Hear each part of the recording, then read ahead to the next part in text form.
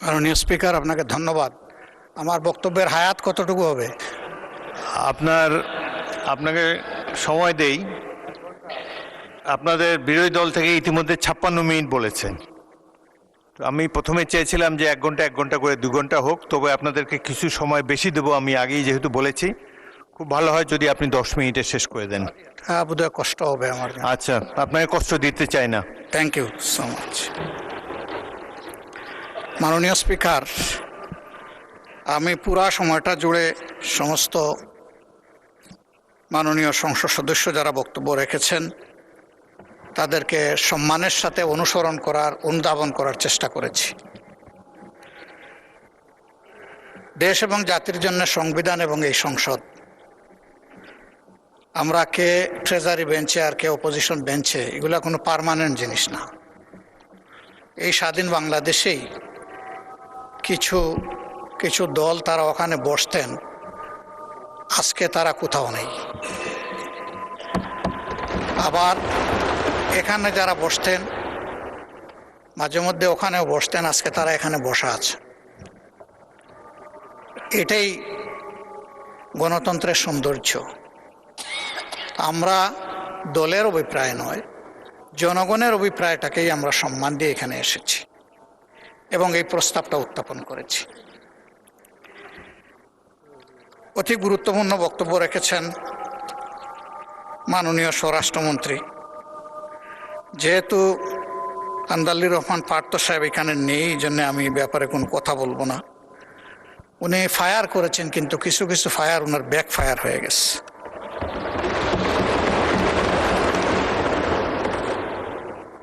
জনাব সালাউদ্দিন আহমদ সাহেব অত্যন্ত বিজ্ঞ লোক। আমি যতদূর জানি তিনি আইনের ছাত্র ছিলেন।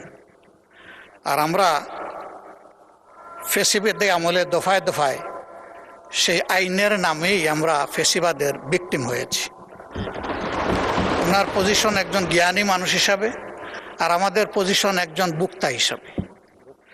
আমরা বুক করেছি, ভিকটিমাইজড হয়েছি আমরা। তো উনি ভাগ্যবান। না না, আপনিও আরো বড় ভিকটিম হয়েছেন, এটাও আমি স্বীকার করি। আমি সবসময় স্বীকার করি যার যেখানে যে অবদান। তিনি 73 সালের পরে অর্ডার যে আইন নয় সেইটার উল্লেখ করেছেন, কিন্তু এরপরে বহু অর্ডারও, বহু অধ্যাদেশ, বহু আদেশ আইনের রূপ নিয়েছে। আজকে যদি সেই সমস্ত সম্মানিত ব্যক্তিদের সম্পর্কে কথা বলি, তারা আজকে দুনিয়ায় নেই। অনেককেই আমরা অন্তর থেকে গভীরভাবে শ্রদ্ধা করি, তাদের প্রতি অশ্রদ্ধা হবে। আমি সেই জায়গায় ফিরে যেতে চাই না। আবারও বলবো, সংবিধান এবং আইন মানুষের জন্য, আইন কিংবা সংবিধানের জন্য জনগণ নয়। এই জিনিসটা আমরা খেয়াল রাখলে ভালো হতো। ব্যক্তিগতভাবে আমি বিশ্বাস করি যে এখানে যারা এসেছেন তারা জনগণের মধ্যে অতি শ্রদ্ধার পাত্র। কাজেই কাউকে হিট করে কথা বলাটা আমি কখনো সমীচীন মনে করি না, আমি সেদিকে যাব না। আমাদের জনাব সালাউদ্দিন আহমদ সাহেব বলেছেন যে আদেশটা দেওয়া হয়েছে, এটা একটা অন্তহীন প্রতারণা করা হয়েছে। কে করেছে? ইন্টারিম গভর্নমেন্ট এবং প্রেসিডেন্ট মিলে করেছেন। তো এইটা তো জুলাইয়ের 13 তারিখ হয়েছে, নভেম্বরের 13 তারিখ হয়েছে, আর ভোট হয়েছে 26 সালের 12 ফেব্রুয়ারি। দীর্ঘ সময় মাঝখানে ছিল। আমরা প্রথমে দাবি করেছিলাম গণভোটটি আগে হোক এবং সংসদ নির্বাচন পরে হোক, কিন্তু বিএনপির দাবির কারণে, একই দিনে হওয়ার কারণে, ওনাদের গণভোট এবং সংসদ নির্বাচনের দাবিটা সরকার গ্রহণ করার কারণে ওনারা ফরমালি সরকারকে অভিনন্দন জানিয়েছে। তাহলে গণভোটটা তো ওনাদেরও দাবি ছিল। গণভোটে কি কি বিষয় অন্তর্ভুক্ত হবে তা কিন্তু আগেই তাদের ওয়েবসাইটে প্রচার করা হয়েছে। নির্বাচন কমিশন এটা করেছে যথেষ্ট সময় দিয়ে। আমরা দেখেছি, সরকারি দলও এটা দেখার কথা। এই সব কিছু দেখে শুনেও যদি আমিও বলি, মাননীয় প্রধানমন্ত্রীও বলেন যে সবাই গণভোটে হা বলুন, তাহলে আমরা দুষ্টা করলাম কোথায় আর আমাদের মধ্যে ভাগটা হলো কোথায়? আমরা তো এক হয়েই করেছি। আমরা আমাদের জায়গায় আছি, আমরা জায়গা পরিবর্তন করি নাই। আমি ধন্যবাদ জানাই জনাব সালাউদ্দিন আহমদ সাহেবকে। উনি বলেছেন যে উনি দাবিটা প্রথম করেছিলেন, জনগণ কি চায় সেটা আমরা জনগণের কাছে ছেড়ে দিই, যদি বেশিরভাগ জনগণ এটা সমর্থন করে তাহলে আমরা এটা সবাই মানব। বেশিরভাগ জনগণ সমর্থন করেছে, এখন এটা মানার প্রশ্ন। যদি আমরা অসাংবিধানিক বলি, আবারও বলবো অতীতের অনেক গণভোট নিয়ে প্রশ্ন উঠবে, আমি সেদিকে যাব না। অসাংবিধানিক বা সংবিধান বহির্ভূত অনেক কাজই তো হয়ে গেছে, সবাই মিলেই তো করলাম, তো সেই জায়গায় তো আমরা কোনো আপত্তি করলাম না। কেন করলাম না? এটা দেশ এবং জনগণের জন্য প্রয়োজন ছিল। সেই জায়গায় যদি না করি, এই জায়গায় তারা যদি এই সপোর্টটা নিয়ে আজকে এই সংকট তৈরি না করতেন, এখানে এটা আলোচনারই দরকার ছিল না, এই সময় নষ্ট করার দরকার ছিল না। এই মহান পার্লামেন্টের, এই মহান সংসদের এই সময়টা তো আমরা ব্যয় করছি এই কারণে যে ওই কাজটা হয়নি বলে। এই জন্যেই আমরা চেয়েছিলাম যে এই অধিবেশন কিভাবে ডাকা যায়, কখন ডাকা যায়, তার উপরে আলোচনা হোক। আলোচনা অনেক হয়েছে, পক্ষে বিপক্ষে, মেরিট ডিমেরিট অনেক এসেছে। আসার শেষ প্রান্তে এসে আমাদের সম্মানিত সদস্য এবং স্বরাষ্ট্রমন্ত্রী বলেছেন যে সংস্কার পরিষদের মেম্বার হিসাবে আমরা যে নির্বাচিত হচ্ছি এর জন্য কোনো ব্যালট ছিল না। আমি বলবো ব্যালট ছিল। গণভোটের ব্যালটটাই সেই ব্যালট, এবং যে আদেশ বলে গেজেট হয়েছে ওখানে পরিষ্কার লেখা ছিল যে এই নির্বাচনে যারা সংসদ সদস্য হিসাবে নির্বাচিত হবেন তারা একই সাথে সংস্কার পরিষদের সদস্য হিসাবেও বিবেচিত।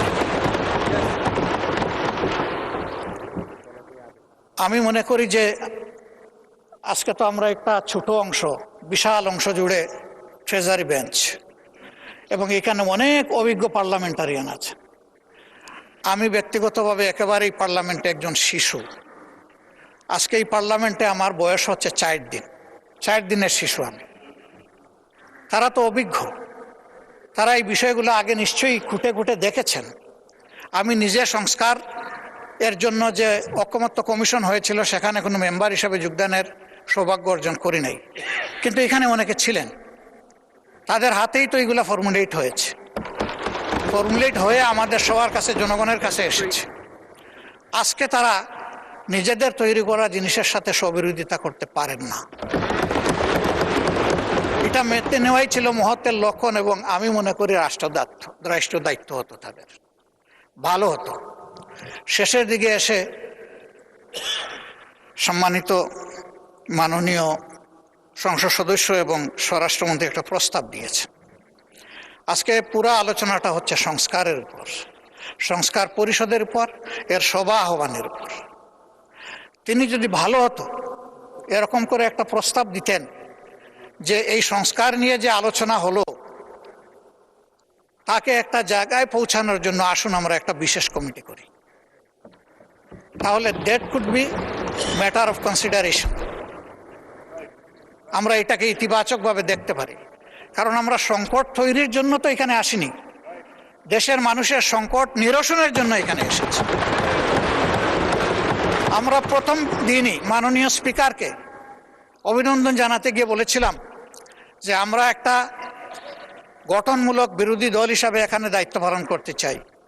বিরোধিতার খাতিরে কোনো বিরোধিতা নয়, বরঞ্চ যেখানে প্রয়োজন সহযোগিতা আর জাতির অধিকার সংরক্ষণের প্রয়োজনে বিরোধিতা। আমরা আমাদের পজিশনে এখনো আছি। আমরা সরকারি দলকে আন্তরিকভাবে আহ্বান জানাবো যে আসুন, জনগণের বৃহত্তর রায়, যে রায়টা জনগণ দিয়েছে, কত পার্সেন্ট আমি এটাতে আর যাচ্ছি না বারবার, জনগণ গণভোটকে গ্রহণ করে নিয়েছে। আমরাও গ্রহণ করার মাধ্যমে জনগণকে সম্মান করি, তাহলে এই সংসদ সম্মানিত হবে ইনশাআল্লাহ। এই জন অভিপ্রায় এর মধ্য দিয়ে প্রতিফলিত হোক আমাদের সমন্বিত উদ্যোগে। এখানে আলাদা আমরা এক লাইনে, ট্রেজারি বেঞ্চ আরেক লাইনে চলতেই থাকলাম, এটার মাধ্যমে সমাধান কিভাবে হবে এটা আমরা সবাই বুঝি। এই জন্য আমরাও সমাধান চাই, কিন্তু আমরা ন্যায্যতার ভিত্তিতে চাই। যে বিষয়ের উপরে আলোচনা হয়েছে সেই বিষয়ের উপরে একটা কমিটি আপনি যদি উত্তম মনে করেন আপনি করে দিতে পারেন, তবে সেখানে আমাদের আহ্বান থাকবে যে দুই দিক থেকেই সমান সংখ্যক সদস্য নিয়ে যেন ওই কমিটি গঠিত হয়, তাইলে আমরা সেখানে আমাদের মতামত সুন্দরভাবে দিতে পারবো। এখানে সংখ্যাগরিষ্ঠতার ভিত্তিতে যদি কোনো কমিটি গঠন হয়, তাহলে এখন যেমন এখানে ডিবেট হচ্ছে, তখনও সেখানে ডিবেট হবে। যে লাউ সেই কদুতেই থেকে যাবে, অন্য কোনো ফল আমরা এখান থেকে আহরণ করতে পারবো